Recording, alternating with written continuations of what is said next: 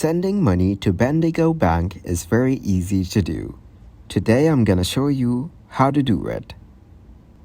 Access Bendigo Bank's online banking platform using your computer or mobile device. Then, look for a section related to payments, transfers, or transactions. This might be labeled differently depending on the online banking interface. Now, choose the type of transfer you want to make. This could be a domestic transfer, international transfer, or another option based on your needs. Then, provide the necessary details of the recipient, including their name, account number, and any additional information required for the specific type of transfer. Specify the amount you want to send.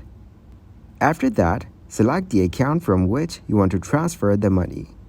Review all the details of the transaction to ensure accuracy. Confirm the transaction when you're satisfied. Depending on the security measures in place, you might need to authenticate the transaction using a one-time code sent to your registered mobile number or through another method. Once the transaction is completed, you should receive a confirmation message. Make a note of the transaction reference number.